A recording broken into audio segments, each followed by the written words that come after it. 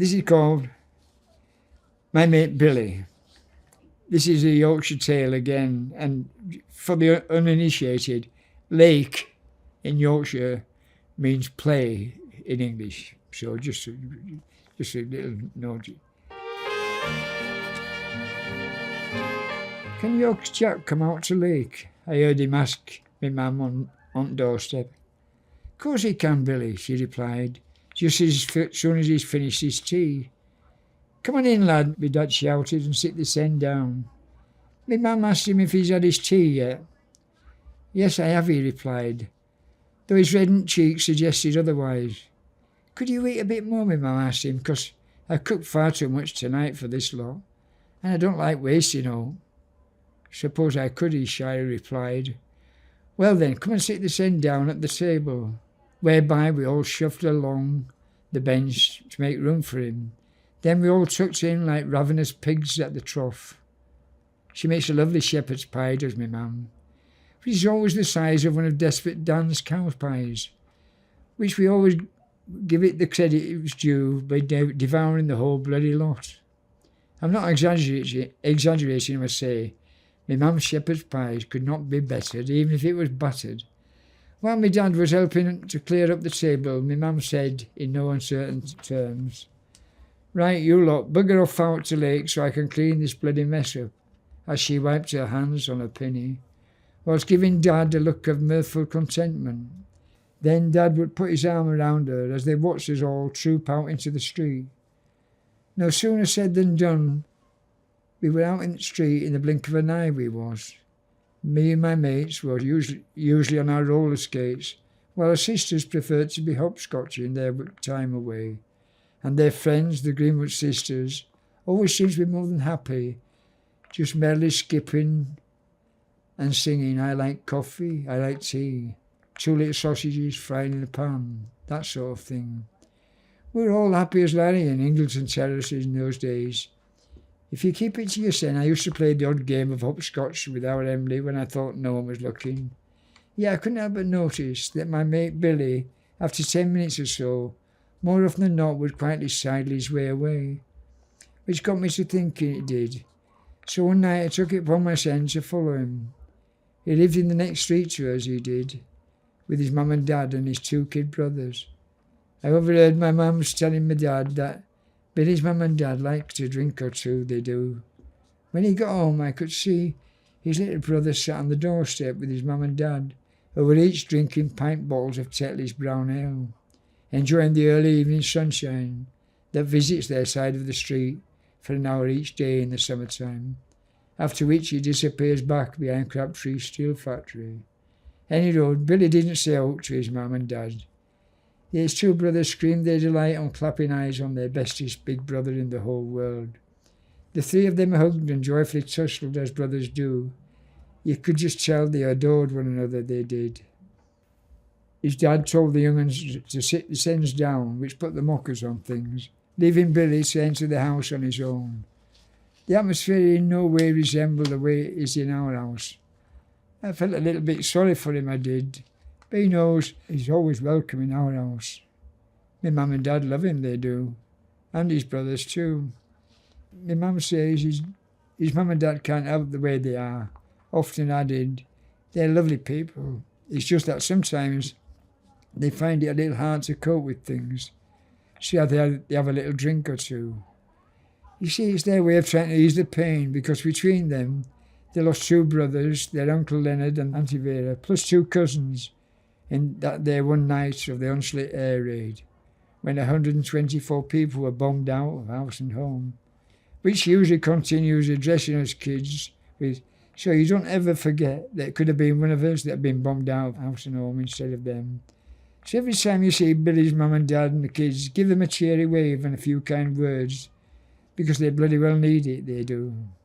You see, people try to cope in all sorts of ways with the woes of war, so as to remember that there are many people on this earth that are far worse off than us lot. We all take heed of what my mum says. It goes without saying.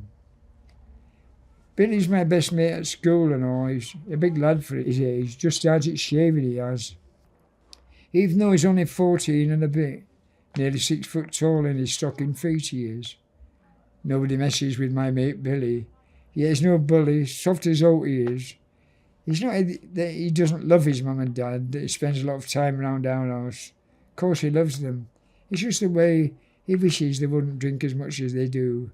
Yet in their defence, he says, they always have my 2 brothers well scrubbed and well fed, and their bedtime stories can ramble on well after the 2 of them have happily closed their eyes. Yet they are good parents, he says. I wouldn't swap them for all the tea in China. No wonder they drink, as they'd have a lot on their plate recently, what with the war and all that. Billy and me had got a paper round. We both worked in the same paper shop, Bishop's in Dewsbury Road. £1 10 each we got, which made us pretty proud when Mr. Bishop gave us our very first pay packets, which we both tipped up to our mums, which went into the family pot, which in those days was very meagre indeed. My mum smiled when I gave her my first unopened pay packet, and she said, "Thanks for that, Jack. Every little helps in this day and age."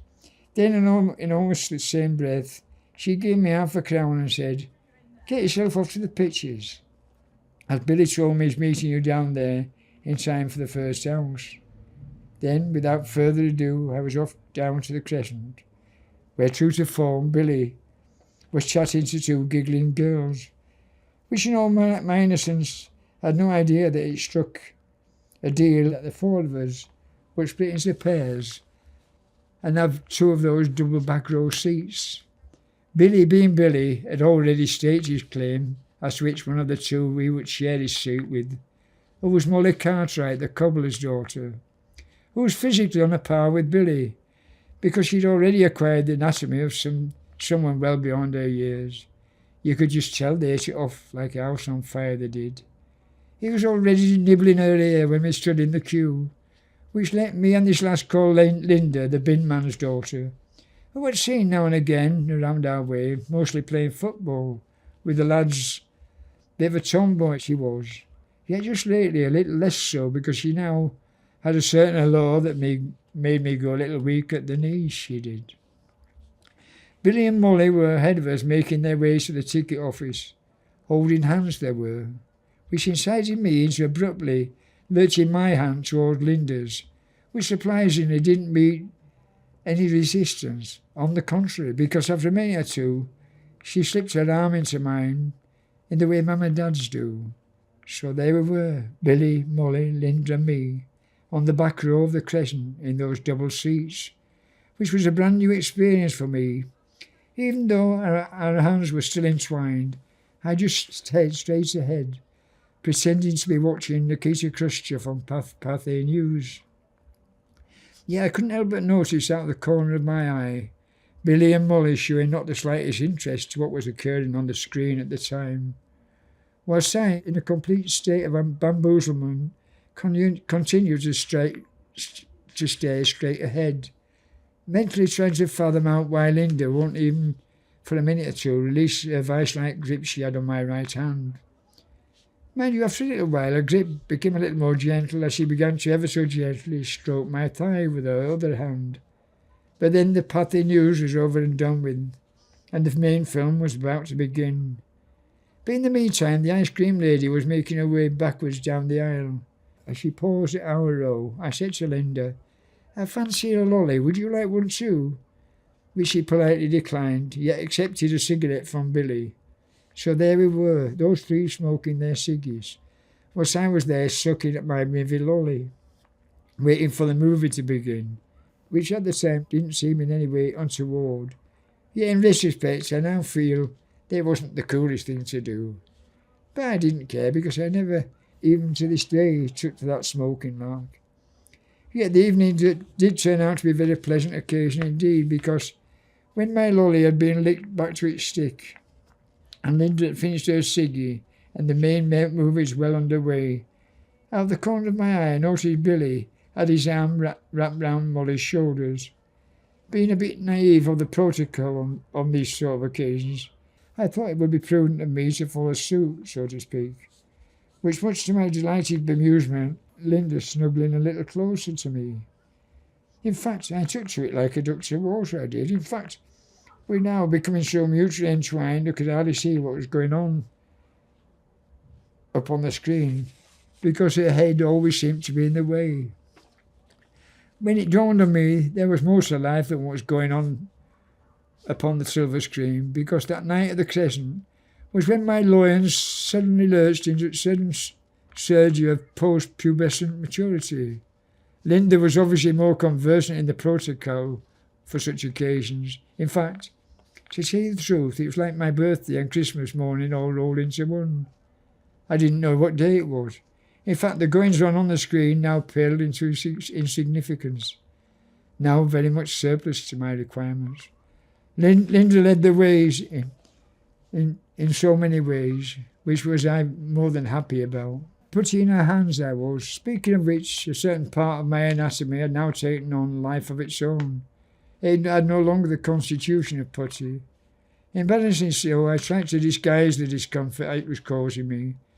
Yet Linda smiled at me in a knowing way, then ever so gently kissed me on the lips, in the way I'd never been kissed before, which in the beginning I found to be a little bemusing. On one occasion, when I happened to briefly come up for air, I couldn't help but notice that Billy and Molly were similarly engaged. In fact, the two back rows of the Crescent seemed to be a writhing mass of couples whose secondary consideration was what was occurring on the screen. After the picture was over and done with, we stood for the national anthem. Billy and me then walked Molly and Linda to the Heckman Dwight bus stop. Alas, we couldn't dawdle along the way, as it was the last bus with only 10 minutes to go. However, we did manage a little slap and tickle along the way, which brought forth lots of giggles from the girls, which had obviously kept pent up in the confines of the Crescent. When the bus had been and gone, Billy and me looking back forlornly, watching the bus disappear. Yet thanks to Billy, we didn't mourn its passing for long, as we footed our way down to the Pink Panther coffee bar, which still had an hour to go before closing time. On the way, discussing the ratings of Molly and Linda, which as far as I was concerned would be 10 out of 10 for Linda. Mind you, I never told Billy that. After all, I thought, if I told him the whole truth, it could perhaps lead to Billy making a few overtures her way. You see, although Billy and me were the best of mates, he wouldn't think twice trying to have his wicked way with Linda too. Scrupulous he was when it came to chancing his luck with the fairer sex. In those days, he always seemed to be one step ahead of the rest of us, he did. For the time being, that is, because the tongue-twisting revelry between Linda and me had put my head in a different frame of mind, so that suggested to me his supremacy with the girls could be well and truly over, as I recently had my very first shave, and just 3 days later another one, because my mum told me, adding with a knowing smile, that nice girls don't like to get close to stubbly chins, which led me to having a shave every single day without fail. I had not seen Billy for 6 months or so when I happened to bump into him in the market when he was accompanied with the most beautiful girl in the whole world, who he introduced with his usual nonchalance as being called Angela, who ever so gracefully shook my hand and whisperingly uttered, "It's so nice to meet you, Jack," which made me go a little of a dither, it did. Yet what put the tin out on things for me was when Angela began to purringly stroke Billy's newly grown beard, which suggested to me he had far greater things to come from that there Angela, leaving me pondering how long it would take me to grow a beard like Billy's. So just tell me, just so I have it, why do you write? What do you like about writing? I don't know. What do people do? What they do? You know, I don't really know, to be quite honest. It's the thing I've always done all my life, you know, but not as I've always wrote, you know, but not. I just wrote it and threw it away. It's only just recently I've actually kept, well, was persuaded to publish, rather than just leaving it under the bed sort of thing. But I can hardly go a day without writing something, The reason why I don't know. I don't care. I enjoy it, There's nothing I like better than have a pint of beer and my pen in my hand. And preferably a blunt sat on my knee. that would make it even better, yeah. So anyhow, thank you very much. It's been great.